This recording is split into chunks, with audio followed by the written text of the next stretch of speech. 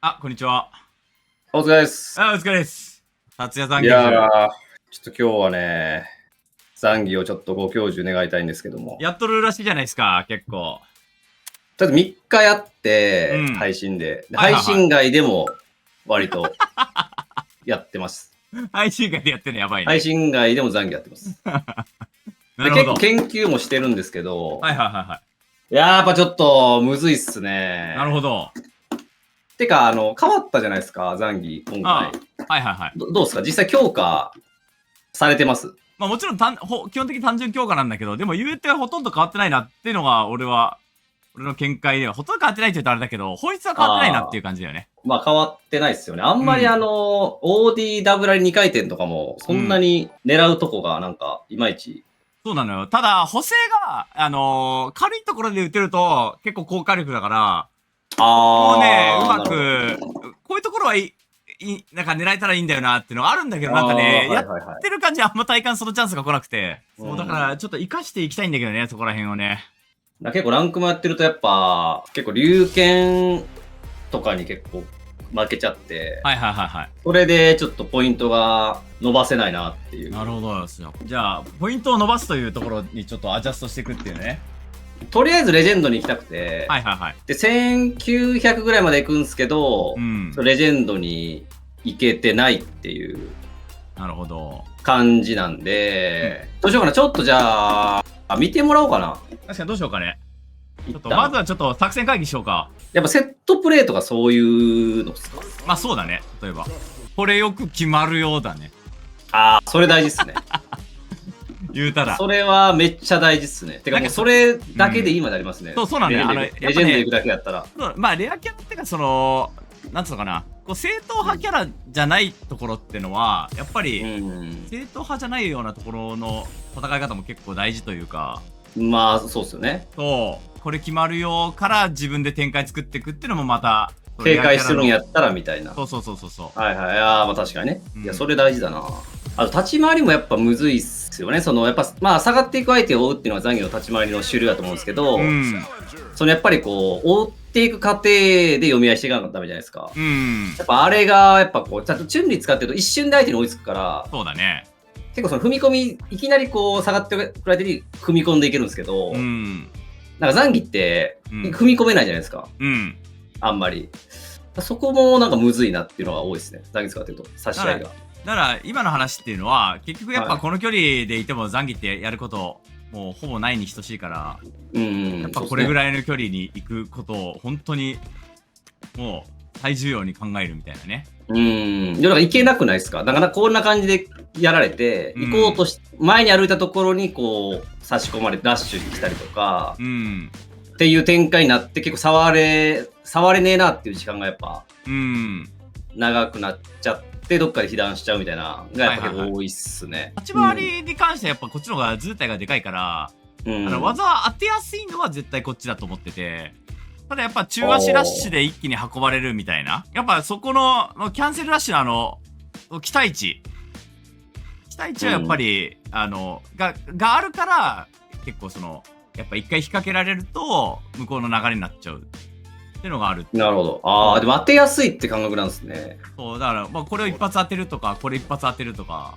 ああ、なるほど、ね。中足ってのは確か全キャラで一番長いだったかな。ああ、はいはい。ね、そうなんだな。これとかもね、やっぱ、単発でやっぱすごいリーチ長いから。まあ、これは長いですね。そう。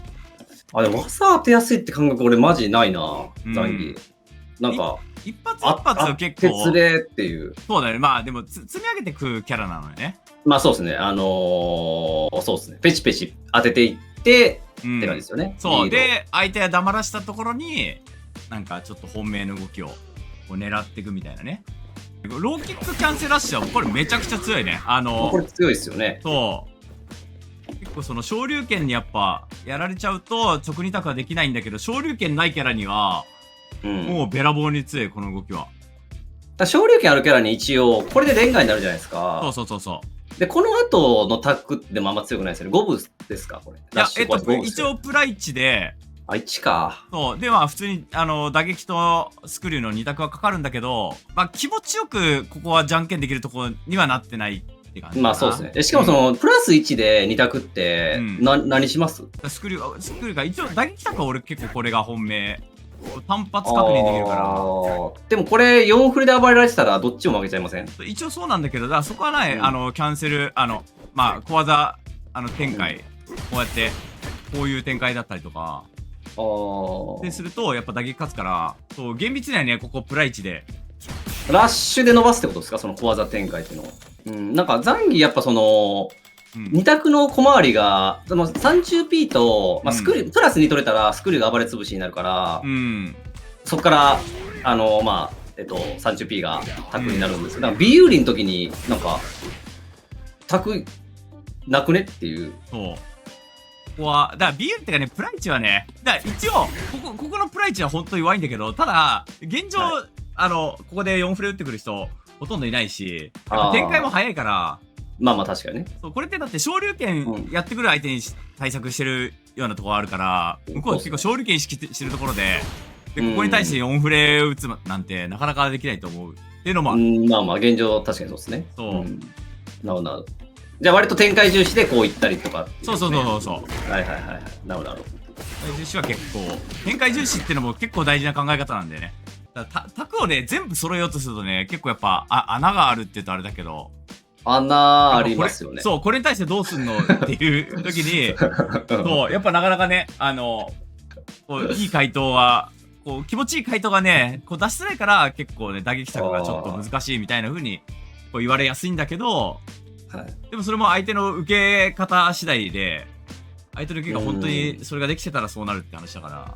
なるほど。まあ、ちょっとだからあれですよね。やっぱり若干こう、弱いキャラのちょっと考えをしていくってことですかね。そうそうそう。それは俺結構大事っていうかね、そう。なんつうのかな。